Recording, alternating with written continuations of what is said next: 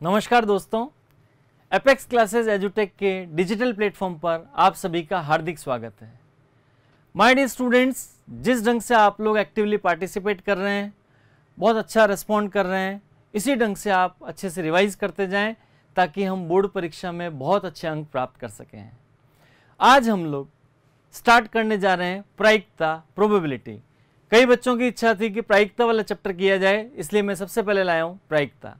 ध्यान से समझने की कोशिश करें। पहले बोर्ड पेपर में इसका वेटेज क्या है और किस किस ढंग से क्वेश्चंस पूछे गए हैं वो डिस्कस कर लेते हैं। राजस्थान बोर्ड 2018 में 1 नंबर का एक क्वेश्चन आया, 6 नंबर का एक क्वेश्चन आया, और इसी ढंग से 2019 में भी 1 नंबर का एक क्वेश्चन और 6 नंबर का एक क्वेश्चन आया। अब यहां पर ध्यान से देखें, प्रायिकता हम लोग 10th लेवल तक भी पढ़ते आ रहे हैं। जो 9th-10th लेवल पे हम लोग पढ़ते हैं बिल्कुल बेसिक प्रायिकता, फिर हमने 11th में भी पढ़ी और अब 12th में पढ़ रहे हैं। बेसिक आप लोग क्या कहते हैं, प्रायिकता, अनुकूल स्थितियां बटा कुल स्थितियां, ये सब हम लोग बेसिक लेवल पर पढ़ते आ रहे हैं। फिर 11th में भी हमने सैंपल स्पेस वगैरह, प्रतिदर्श समष्टि, ये सब चीज़ें पढ़ ली टर्म्स। अब जो खास बात आती है, 11th तक आप लोगों ने प्रायिकता का योग सिद्धांत पढ़ा। एक परस्पर अपवर्जी घटनाएं क्या होती है? परस्पर अपवर्जी घटनाएं कि दो या दो से अधिक घटनाएं, यदि उनमें से कोई भी दो घटनाएं एक साथ घटित ना हो सके। जैसे एक सिक्के को उछाला तो हेड आ गया तो टेल नहीं आएगा, और टेल आ गया तो हेड नहीं आएगा।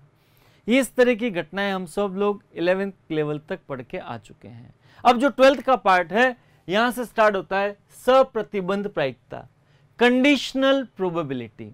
अब ये क्या चीज है, ध्यान से देखते हैं। यदि किसी यादृच्छिक परीक्षण के प्रतिदर्श समष्टि से संबंधित ए और बी दो घटनाएं हो तो ए की सप्रतिबंध प्रायिकता जबकि घटना बी घटित हो चुकी है, मीन्स एक घटना घटित हो चुकी है। तो ध्यान से समझें, यहां पर P A upon B is equal to P A intersection B upon P B, जहां P B not equal to 0 है। जहां पी ए इंटरसेक्शन बी का मतलब ए तथा बी के घटित होने की प्रायिकता और पी बी आ जाएगा। इसी प्रकार मैं ज्ञात करना चाहूं बी के घटित होने की प्रायिकता जबकि घटना ए घटित हो चुकी है, तो पी बी बटा ए क्या हो जाएगा, पी ए इंटरसेक्शन बी बटा पी ए, जहां P A not equal to 0 है। इस कॉन्सेप्ट से रिलेटेड बोर्ड परीक्षा में क्वेश्चन पूछे गए हैं, हम डिस्कस करेंगे। ध्यान से देखें। फिर इससे रिलेटेड कुछ खास बातें, पी ए बटा B greater than equal to 0 less than equal to 1, means 0 और 1 के बीच मान होगा। पी ए बटा बी बार हो जाए तो 1 माइनस पी ए बटा बी हो जाएगा। यदि प्रतिदर्श समष्टि एस की ए और बी कोई दो घटनाएं हो तथा एफ एक अन्य घटना इस प्रकार हो कि P F not equal to 0, तो इनमें एक संबंध होता है पी ए यूनियन बी बटा एफ बराबर पी ए बटा एफ प्लस पी बी बटा F minus P A intersection B बटा एफ दिया हुआ है। अब यहां पर ध्यान से समझने की कोशिश करें, यदि ये भी परस्पर अपवर्जी घटनाएं हो तो पी ए यूनियन बी बटा एफ क्या हो जाएगा, जैसा हम लोग 11वीं क्लास में करते थे। परस्पर अपवर्जी घटनाएं हैं तो ये वाला पार्ट 0 में चला जाएगा, पी ए इंटरसेक्शन बी 0, तो केवल बच जाएगा पी ए बटा बी प्लस पी बी बटा एफ। ये इसके गुणधर्म है। फिर आता है प्रायिकता का गुणन नियम। प्रायिकता का गुणन नियम क्या है, पी ए इंटरसेक्शन बी बराबर P A into P B बटा ए, मीन्स घटना ए के घटित होने की प्रायिकता इंटू घटना बी के घटित होने की प्रायिकता जबकि घटना ए घटित हो चुकी है, जहां P A not equal to 0 है। उसी प्रकार पी ए इंटरसेक्शन भी निकालें। मान लिया घटना बी पहले घटित हुई तो पहले लिखा हमने घटना बी के घटित होने की प्रायिकता into P A by B, A के घटित होने की प्रायिकता जबकि घटना बी घटित हो चुकी है। इस प्रकार से हम पी ए इंटरसेक्शन बी ज्ञात कर सकते हैं। फिर आता है स्वतंत्र घटनाएं। यदि ए और बी दो स्वतंत्र घटनाएं हैं, मीन्स यदि एक घटना का प्रभाव दूसरी घटना पर नहीं पड़े तो वे स्वतंत्र घटनाएं कहलाती हैं। और अभी अभी हमने प्रायिकता का गुणन नियम पढ़ा था। पी ए इंटरसेक्शन बी क्या था, P A into P B बटा ए था। तो वहां पर पी ए बाई बी बराबर पी ए हो जहां P B not equal to 0 हो, या पी बी बटा ए पी बी हो जहां P A not equal to 0 हो, तो पी ए इंटरसेक्शन बी क्या हो जाएगा, P A into P B. ये खास बात है। अब आपके दिमाग में आएगा, सर ये सब बात समझ में आ गई, प्रश्न कैसा आएगा, ध्यान से समझें, जो आपकी 16.2 एक्सरसाइज होती है वो इसी पे आधारित है। आपको कई बार कह देंगे जांच कीजिए कि स्वतंत्र घटनाएं हैं, तो अगर पी ए इंटरसेक्शन बी का मान P A into P B के बराबर आ रहा है, स्वतंत्र घटनाएं हैं।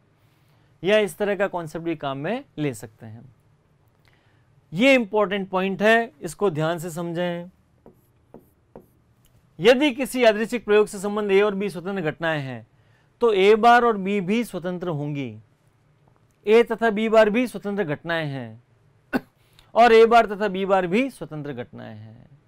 ये भी प्रश्नों को हल करने में महत्वपूर्ण बिंदु है। फिर आता है, यदि ए तथा बी स्वतंत्र घटनाएं हैं तो कम से कम एक घटना के घटित होने की प्रायिकता, तो यहां पर हो जाएगा प्रायिकता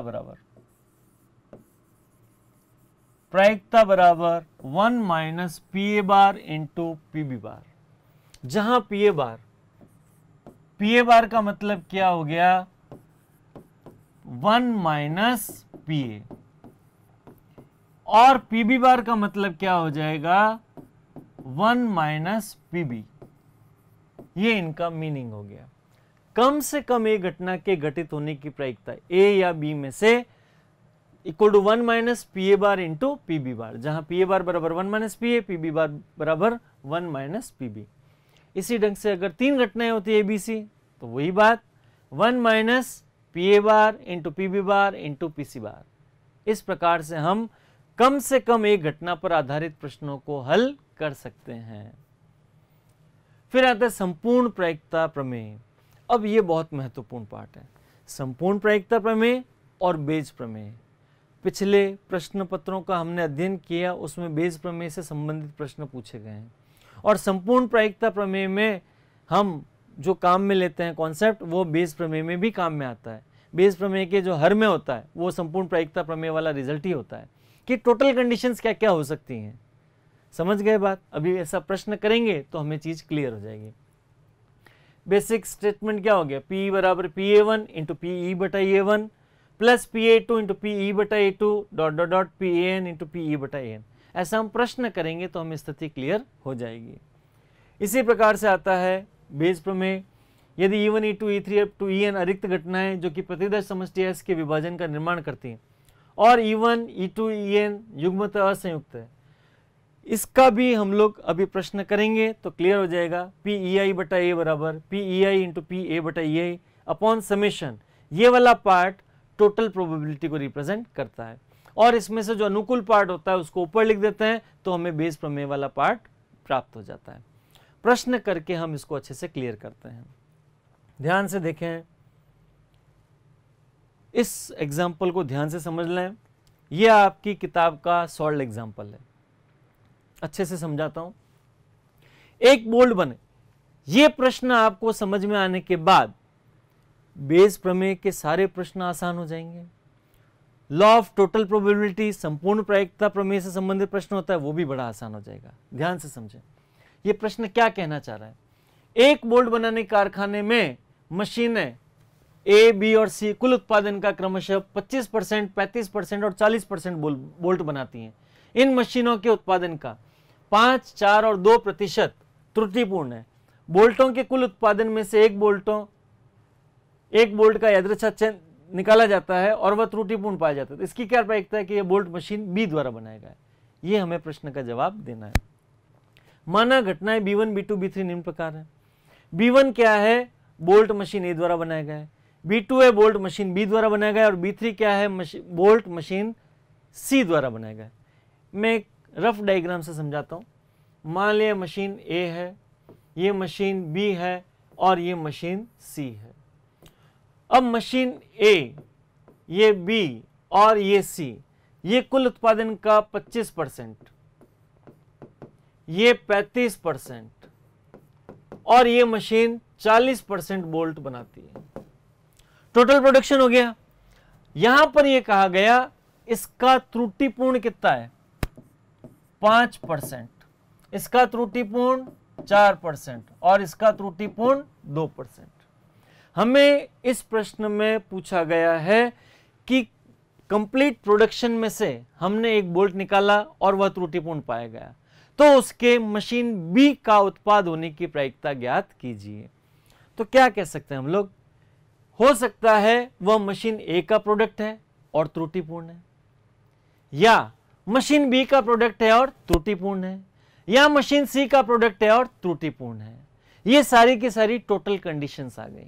यही कंडीशंस हो सकती हैं कि वो मशीन ए का प्रोडक्ट है और त्रुटिपूर्ण, मशीन बी का प्रोडक्ट और त्रुटिपूर्ण, और मशीन सी का प्रोडक्ट और त्रुटिपूर्ण। यहां देखें, माना B1 घटना है, बोल्ट मशीन ए द्वारा बनाया गया, B2 हो गया बी द्वारा और B3 हो गया मशीन सी द्वारा। B1 B2 B3 परस्पर अपवर्जी और परिपूर्ण है। क्या मतलब हुआ? अपवर्जी मीन्स अगर वो मशीन ए द्वारा बोल्ट बनाया गया है तो बी द्वारा नहीं बनाया जाएगा, ना ही सी द्वारा बनाया जाएगा। परिपूर्ण से मतलब क्या हो गया, इन सभी का अगर मैं योग कर दूं प्रायिकताओं का तो 1 के बराबर होगा। अब माना एक घटना ई है कि बोल्ट खराब है, ध्यान से देखें, घटना ई घटनाओं B1 या B2 या B3 के साथ घटित होती है। PB1 की प्रोडक्ट मशीन ए का है, प्रायिकता कितनी दे रखी है, 25%, मीन्स 25/100 0.25। PB2 35/100 और PB3 40%, मीन्स 40/100। अब आता है PE/B1, क्या होगा? PE/B1 का मतलब क्या हुआ, बोल्ट के खराब होने की प्रायिकता। यहां पर देखें B1 है और E की प्रायिकता मुझे ज्ञात करनी है कि बोल्ट के खराब होने की प्रायिकता, जबकि यह ज्ञात है कि वो मशीन ए का प्रोडक्ट है। इसी प्रकार PE/B2 का मतलब क्या हो गया, बोल्ट के खराब होने की प्रायिकता जबकि वह मशीन बी का प्रोडक्ट है, और बोल्ट के खराब होने की प्रायिकता जबकि वह मशीन सी का प्रोडक्ट है। तो PE/B1 मीन्स उसके त्रुटिपूर्ण होने की प्रायिकता जबकि वह मशीन ए द्वारा बनाया गया है 5% दे रखी है, तो 5/100 मीन्स 0.05। PE/B2 क्या हो गया, 4/100, और PE/B3 क्या हो गया, 2/100। अब इसको बेस प्रमेय द्वारा हल करते हैं। पहले मैं बिल्कुल सरल तरीके से आपको समझाता हूं कि बेस प्रमेय में हम लोग क्या काम करेंगे, वो मैं उदाहरण से बता देता हूं, ध्यान से देखें।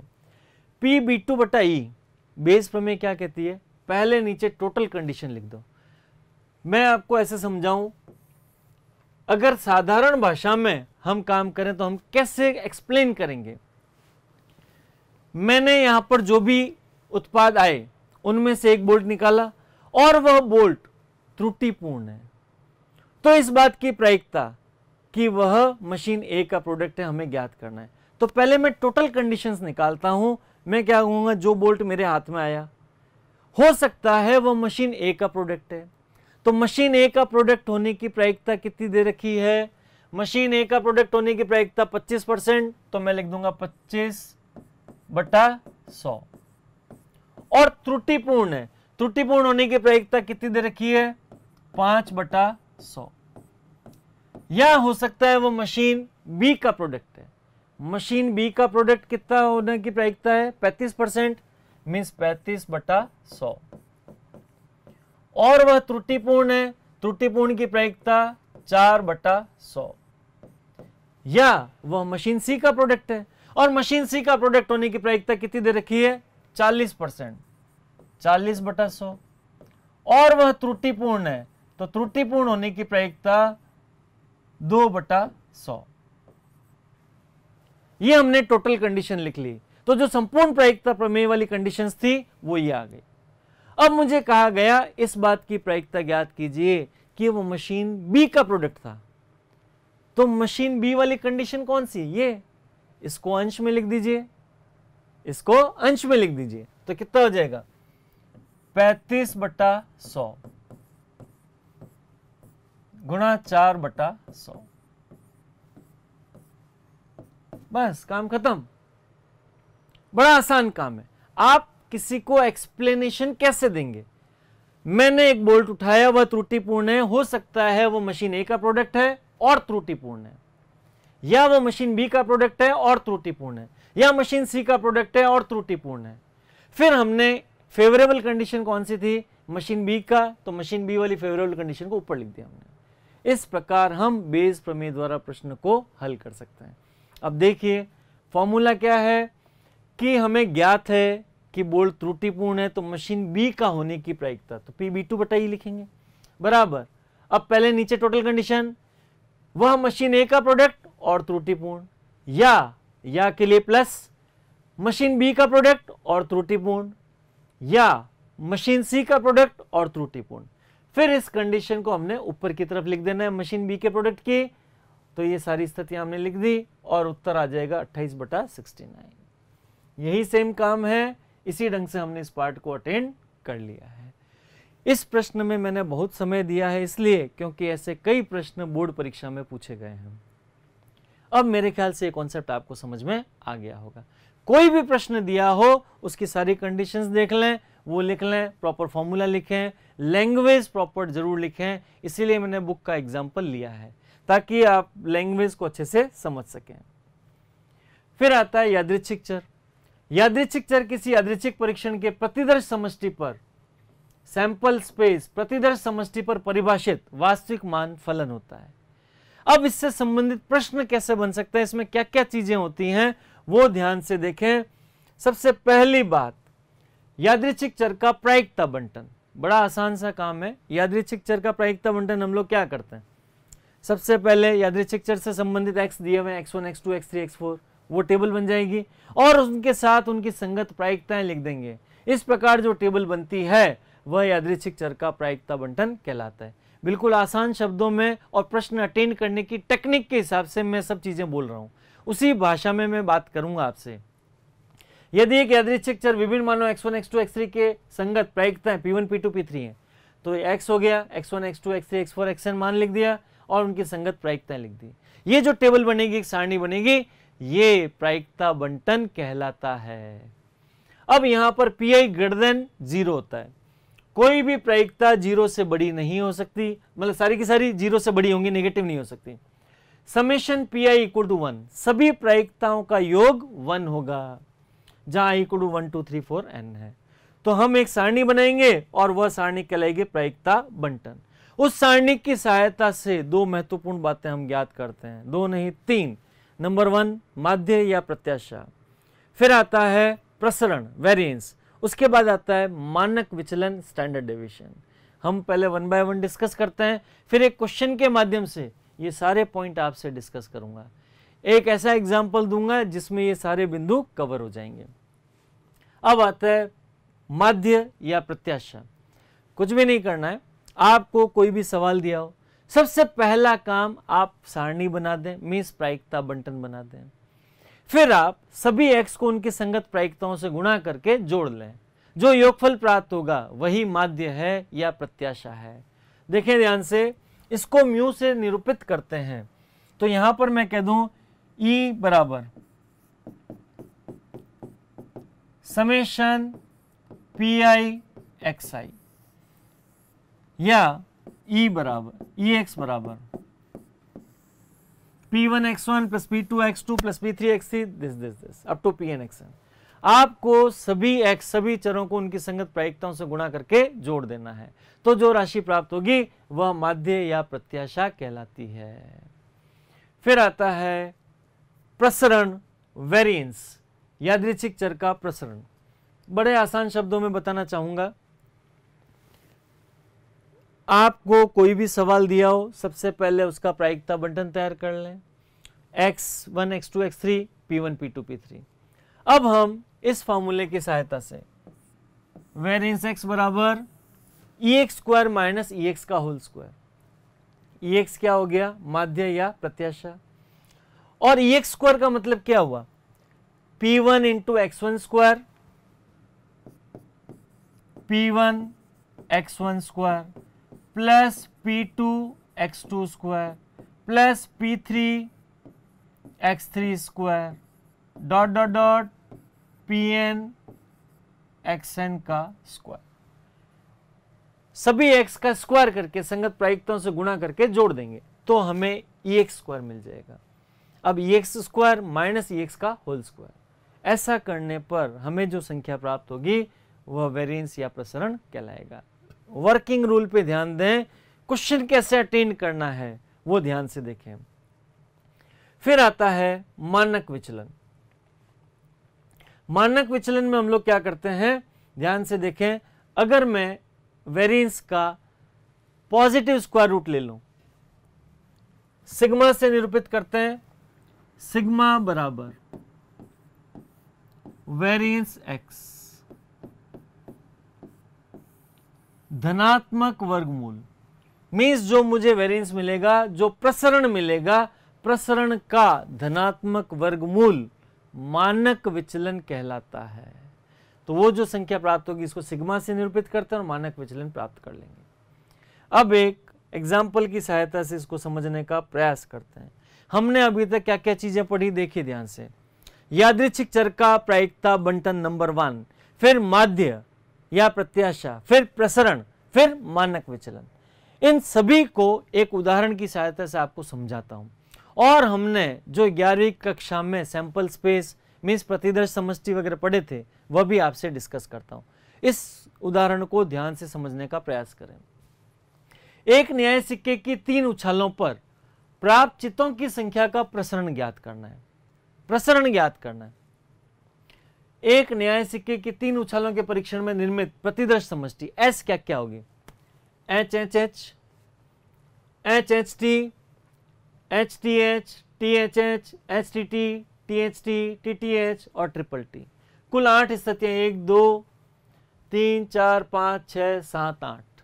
टेक्निक क्या है, पहले ट्रिपल एच लिख दो, फिर एक एच को हटा के टी लिख दो तो एच एच टी आ गया। अब इस टी को तीनों स्थानों पे घुमा दो, यहां टी आया तो H T H, T H H, H T T और इस प्रकार से ज्ञात कर लिया। अब माना चर x प्राप्त चित्तों की संख्या को व्यक्त करता है, तो x के क्या क्या मान हो सकते हैं। हमें हेड चाहिए h, या तो 0 हेड आए, या 1 हेड आए, या 2 हेड आए, या तीनों हेड आ जाए, यही कंडीशंस हो सकती हैं। तो देखिए गौर से, मैं आपसे शेयर करता हूं। सबसे पहले x बराबर 0, x बराबर 0 का मतलब क्या हुआ, कोई हेड नहीं आए, तो कंडीशन क्या हो गई, ट्रिपल टी, एक भी हेड नहीं है। अब उसकी प्रायिकता क्या होगी, पी एक्स बराबर 0। अनुकूल स्थिति क्या है, तीनों टेल प्राप्त हो, मीन्स 1। कुल स्थितियां कितनी हैं प्रतिदर्श समष्टि में, 8, 1/8 आ गई। मेरे ख्याल से बात समझ में आ गई होगी। इसी ढंग से अगला लिखा हमने 1, x बराबर 1 मीन्स 1 हेड आए, तो मैं यह लिखता हूं p x बराबर 1। कुल स्थितियां तो है 8।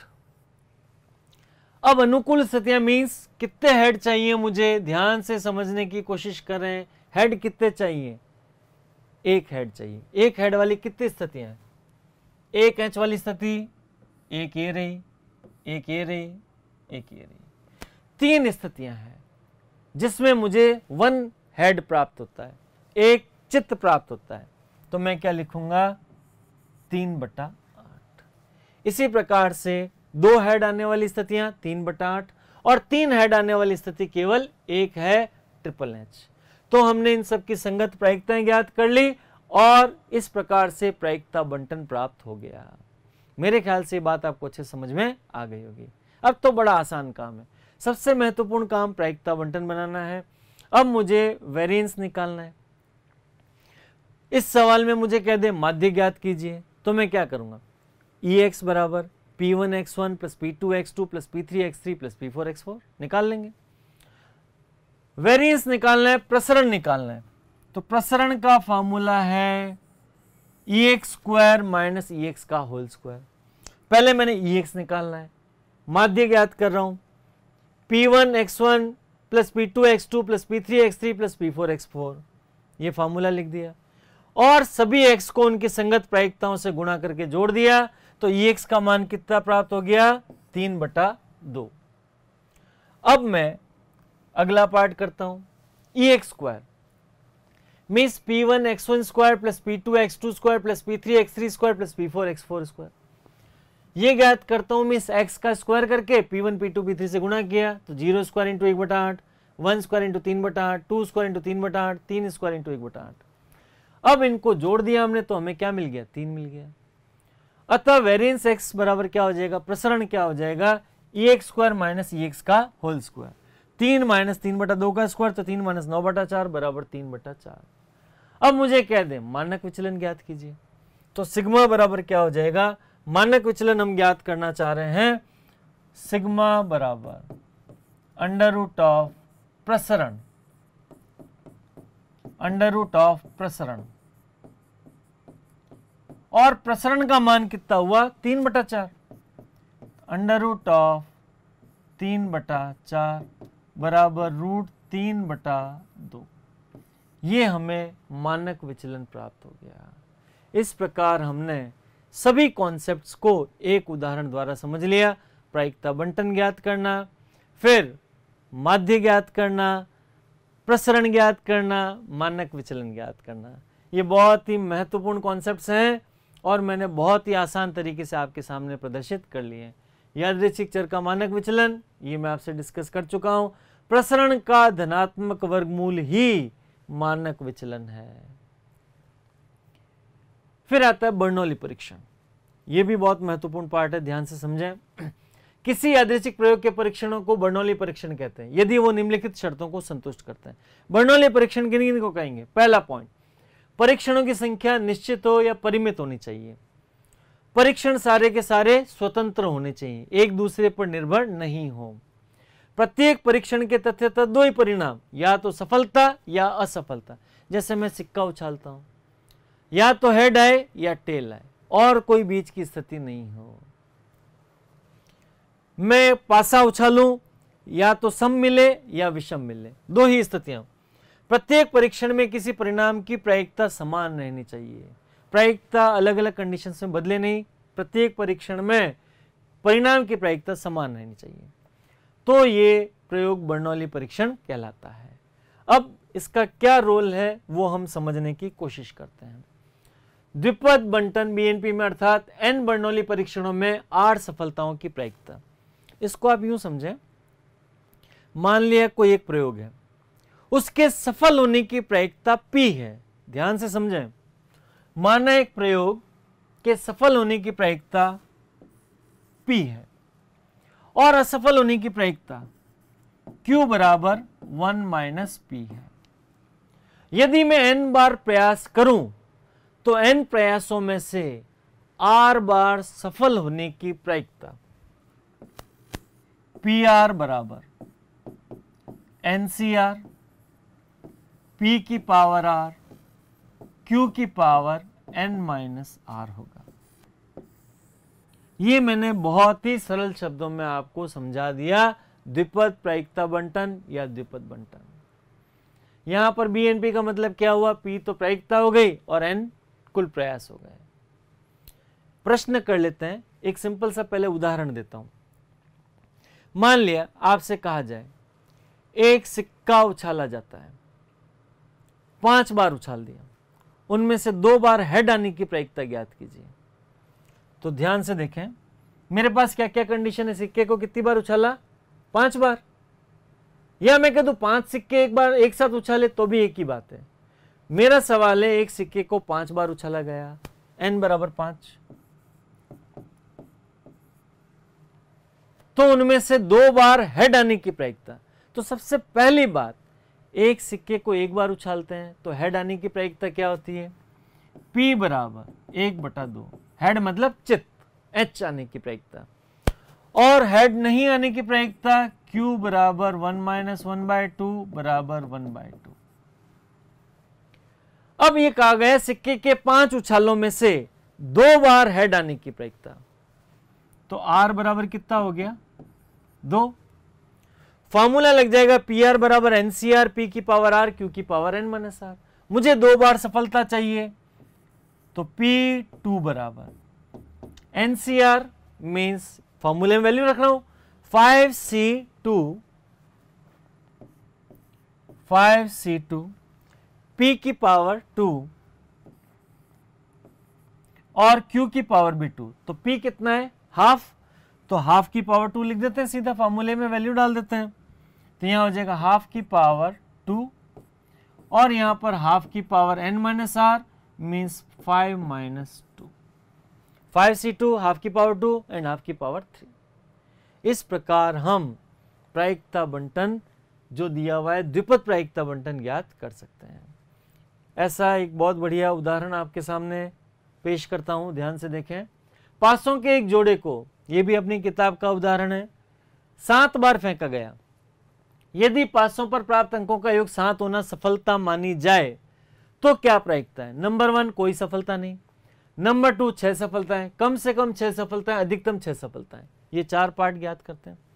सबसे पहली बात तो सफलता, जैसे मैंने कहा था पासे को उछालने पर जैसे उस सवाल में क्या था, हेड आना, जैसे सिक्के को उछालने पर हेड आना प्रायिकता था। यहां पर पासे के जोड़े को उछाला, 7 का अंक आना है, वो सफलता माना जाएगा। तो P क्या हो जाएगा? 7 का अंक आना। अब पासे के जोड़े को उछाला तो 7 का अंक कैसे मिल सकता है? 1,6, 2,5, 3,4, ये स्थितियां 1 2 3 4 5 6, 6 अनुकूल स्थितियां हैं। और पासे के जोड़े को उछालने पर कुल स्थितियां 36। तो P कितना हो जाएगा? मेरे पास में P आ जाएगा 6/36 बराबर 1/6। Q बराबर क्या होता है? 1 - P। हम लिख देंगे Q बराबर 1 - 1/6, तो Q बराबर 5/6। क्लियर? अब माना पासों के एक जोड़े की फेंक में 7 फेंक में सफलताओं की संख्या x से निरूपित करते हैं। ये इस ढंग से आ जाएगा। अब अपन 1 बाय 1 हर पार्ट को अटेंड करते हैं। ये मेरे पास कंडीशंस आ गई। उछाला कितनी बार? 7 बार, तो n का मान कितना हो गया? 7। मेरे पास 3 इंफॉर्मेशन आ गई। P का मान 1/6, Q का मान 5/6, n का मान 7। अब पहला प्रश्न क्या है? कोई सफलता नहीं। सबसे पहले फॉर्मूला लिखिए। फॉर्मूला क्या है मेरे पास?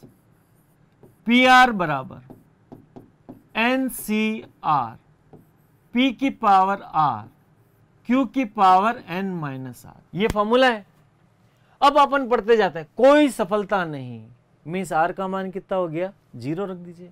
इस फॉर्मूले में n की जगह 7, P की जगह 1/6, Q की जगह 5/6 और R की जगह 0 रख दीजिए। ऐसा करने पर पहले पार्ट का उत्तर प्राप्त हो जाता है। देखें ध्यान से, कोई सफलता नहीं। Px बराबर 0, 7c0, 1/6 पावर 0, 5/6 की पावर 7 - 0। 6 सफलताएं चाहिए। ये फॉर्मूला है हमारे पास। इस फॉर्मूले में वैल्यू रख देंगे। P6 बराबर NC6 मीन 7c6, 1/6 की पावर 6 और 5/6 की पावर 7 - 6। ऐसा करने पर दूसरे पार्ट का उत्तर मिल जाएगा। कम से कम 6 सफलताएं, हो सकता है 6 सफलताएं मिले या 7 सफलताएं मिले, तो P6 प्लस P7 ज्ञात कर लेंगे।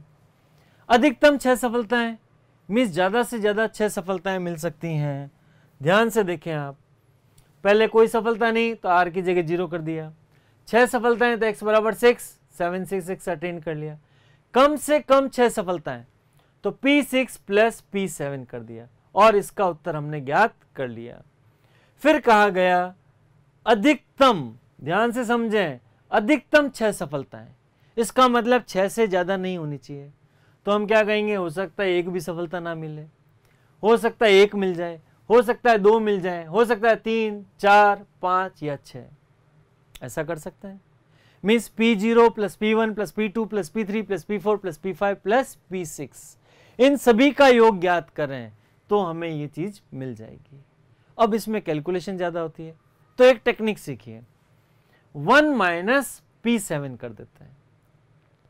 भाई सभी प्रायिकताओं का योग 1 है और मुझे P0 plus P1 plus P2 plus P3 plus P4 plus P5 plus P6 plus P7 बराबर 1 है। मुझे P7 चाहिए, मुझे चाहिए इन सब का योग, तो इक्वल टू क्या हो जाएगा? 1 - P7। तो 1 - P7 निकाल लीजिए। तो 1 - 7c7, 1/6 की पावर 7, 5/7 की पावर 7 - 7। हल कर लेंगे, उत्तर आ जाएगा।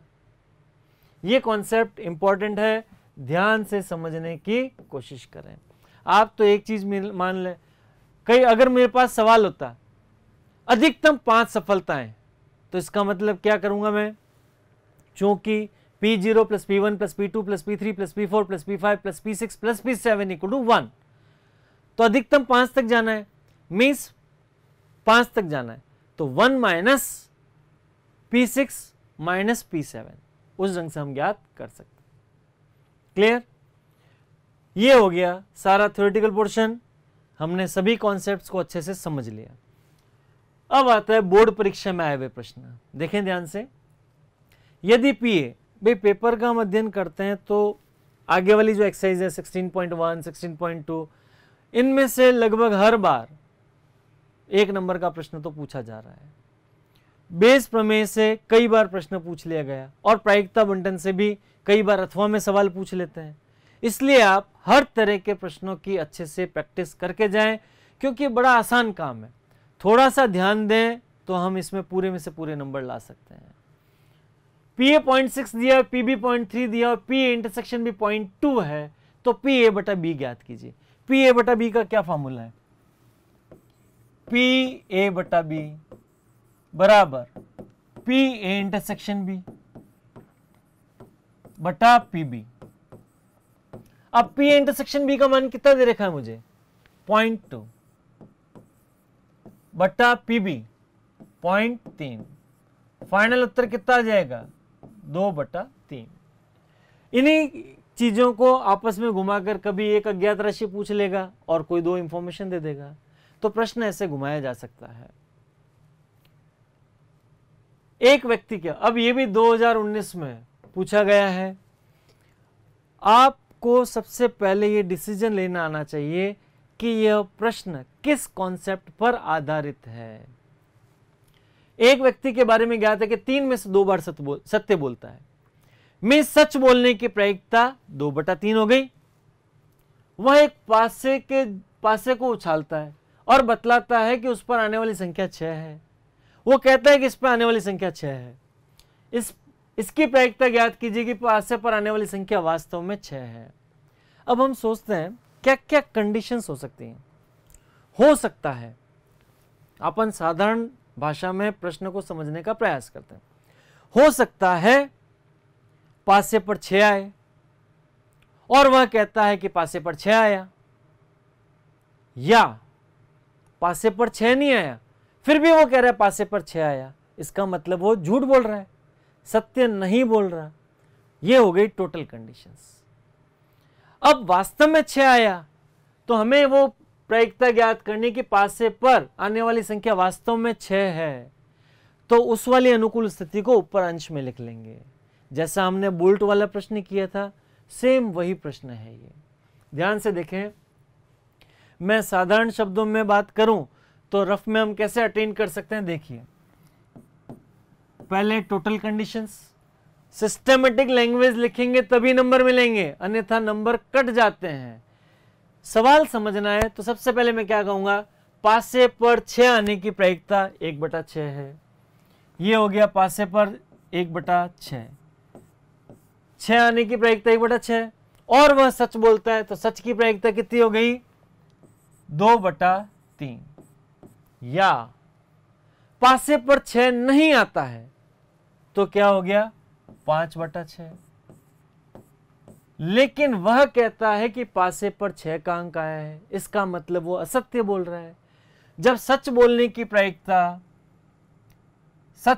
प्रायिकता कितनी है? 2/3, तो सत्य नहीं बोलने की प्रायिकता 1 - 2/3 बराबर 1/3।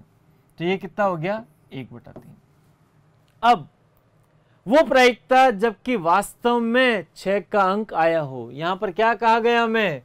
इसकी प्रायिकता ज्ञात कीजिए कि पासे पर आने वाली संख्या वास्तव में 6 है, तो सत्य बोलने वाली कंडीशन को अंश में लिख देंगे। 1/6 इंटू 2/3। ये हो गया इसका पूरा प्रश्न। ये हमारे दिमाग में चीज सेट हो गई। अब सिस्टमेटिक ढंग से रिप्रेजेंट कैसे करना है वो देखें।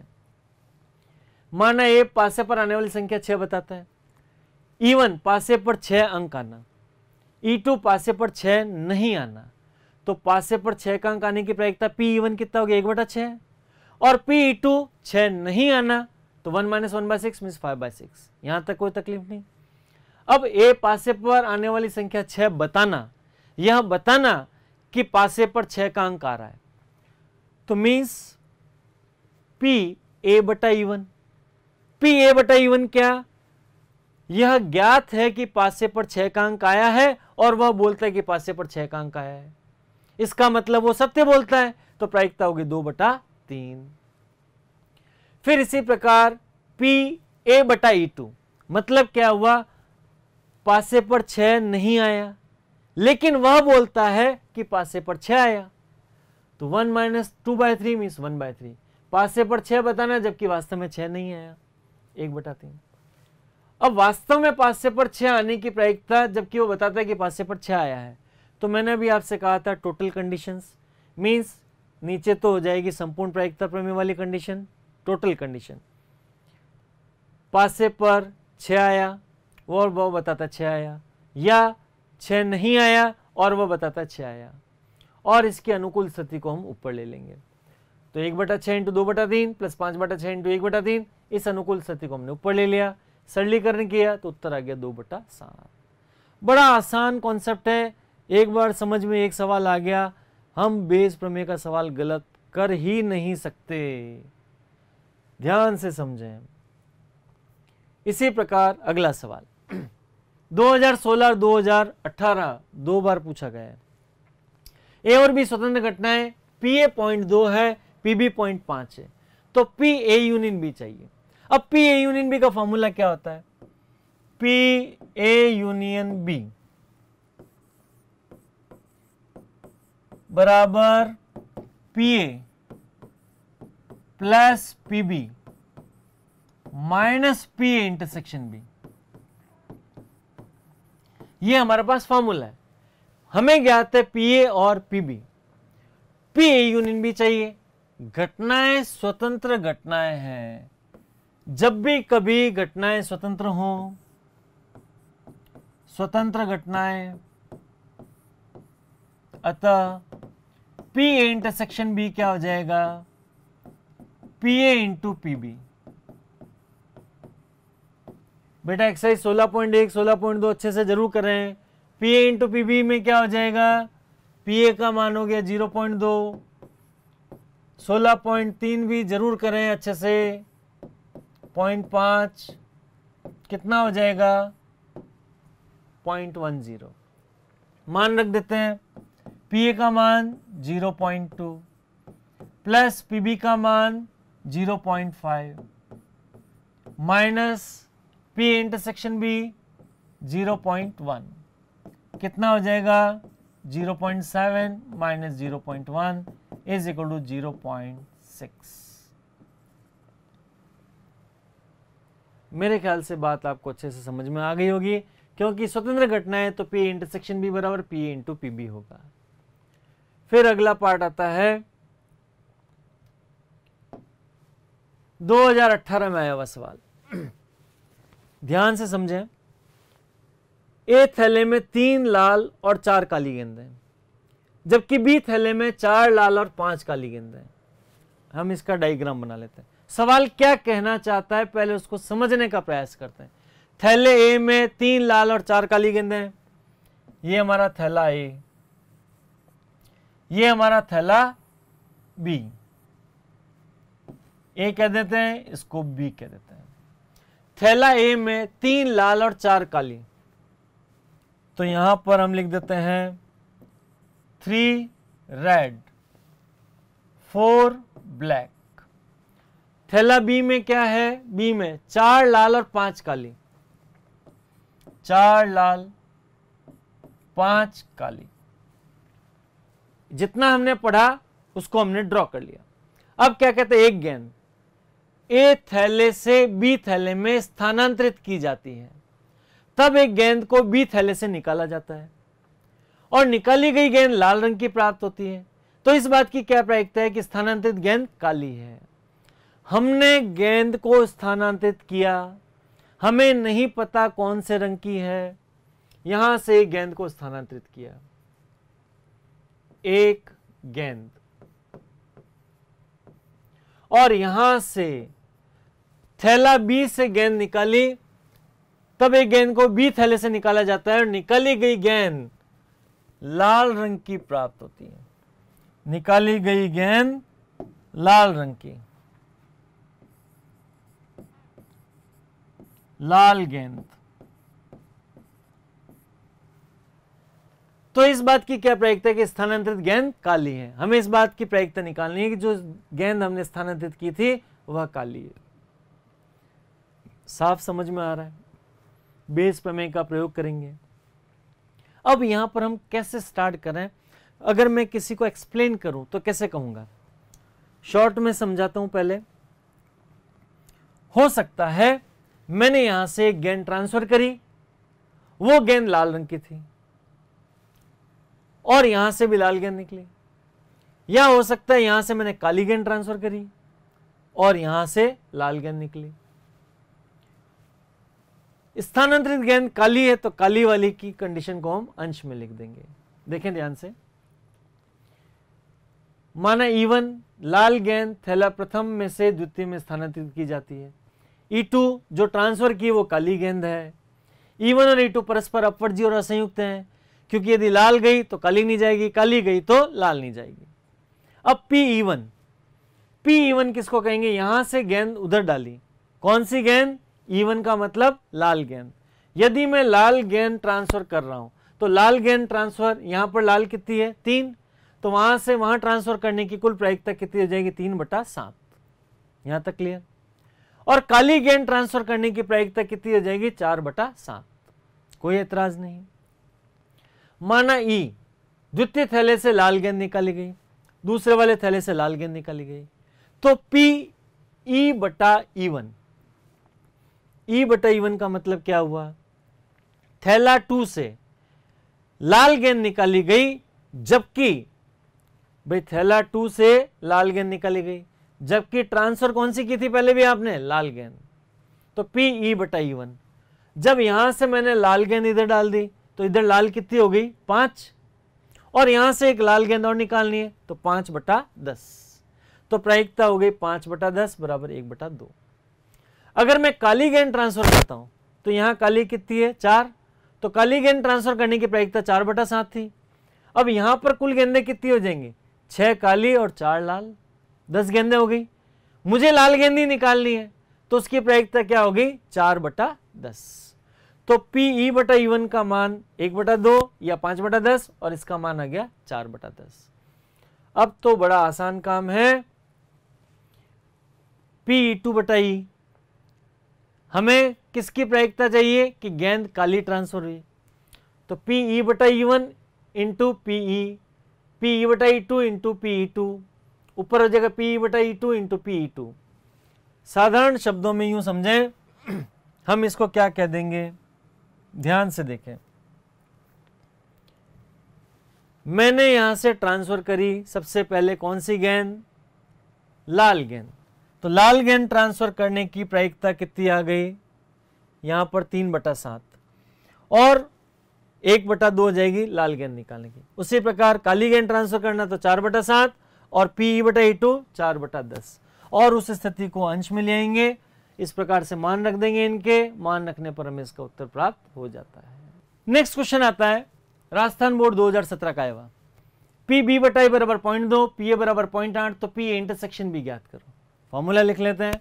सबसे पहली बात, P/B/A तो क्या हो जाएगा? P/B/A बराबर PA इंटरसेक्शन B बटा P/B/A क्या होगा? P इंटरसेक्शन B बटा PA। मान रख देते हैं, P/B/A का मान 0.2 बराबर PA intersection B upon PA 0.8। Simple सा फॉर्मूला है। P/B/A दिया हुआ है, PA दिया हुआ है, PA इंटरसेक्शन B चाहिए। हम तो ये जानते हैं P/B/A क्या होता है? PA इंटरसेक्शन B बटा PA। तो P/B/A का मान कितना है? 0.2 रख दिया। PA इंटरसेक्शन B पड़ा है 0.8 रख दिया PA का मान। ये कितना हो गया? 8 2 जा 16 is equal to PA intersection B. ये इसका उत्तर प्राप्त हो। फिर आता है नेक्स्ट पार्ट,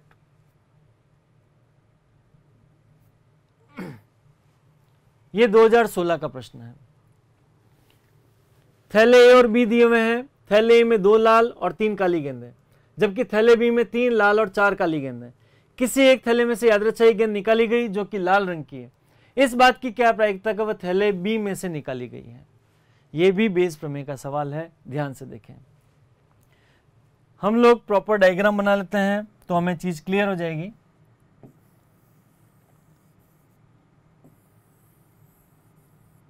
ये थैला ए है, ये थैला बी है। ए और बी दिए, थैले ए में 2 लाल और 3 काली गेंदें हैं। 2 लाल 3 काली गेंदें। थैले बी में 3 लाल और 4 काली गेंदें हैं। 3 लाल और 4 काली गेंदें हैं। किसी एक थैले में से यादृच्छिक गेंद निकाली जाती है जो कि लाल रंग की है। इस बात की क्या प्रायिकता है कि वह गेंद थैले बी में से निकाली गई है। बेस प्रमेय का सवाल हो गया, ध्यान से समझें। सबसे पहली बात यहां पर स्टेप क्या है, हमें थैले का चयन करना है। थैला 1 में से गेंद निकालने की प्रायिकता 1/2 या थैला बी में से गेंद निकालने की प्रायिकता 1/2। तो ध्यान से देखें, थैले का चयन करना E1 और थैले बी का चयन करना घटना E2। तो P1 भी 1/2, P2 भी 1/2। माना कि लाल रंग की गेंद निकालने की घटना E है, तो PE/E1 मान लिया P है। अब ये कितना आ जाएगा, ध्यान से देखें। PE/E1 इसका मतलब हुआ लाल गेंद निकालना जबकि थैले ए का चयन किया गया, तो 2/5। फिर मैं कहूं PE/E2 मीन्स थैला 2 में से गेंद निकालनी लाल, तो 3/7 हो जाएगी। तो PE/E2 3/7 आ जाएगा। अब बेस प्रमेय का फॉर्मूला लगाया, आप क्या कहेंगे, या तो गेंद थैले ए से निकाली गई और वह लाल है, या गेंद थैला बी से निकाली गई और वह लाल है। अब अनुकूल स्थिति को ऊपर लिख देंगे और सबके मान रख देंगे, हमें उत्तर प्राप्त हो जाता है। बेस प्रमेय में यही सबसे बढ़िया चीज है, हम एक बार सवाल को ढंग से समझ लें, फिर कहीं तकलीफ नहीं आती। और किसी भी तरह की जल्दबाजी ना मचाएं, तसल्ली से काम करते जाएं। हम लोग प्रोबेबिलिटी को अच्छे से डिस्कस कर चुके हैं, आप लोग भी इसको पूरा पढ़ के अच्छे से रिवाइज कर लें और प्रैक्टिस जरूर करें। All the best, thank you very much.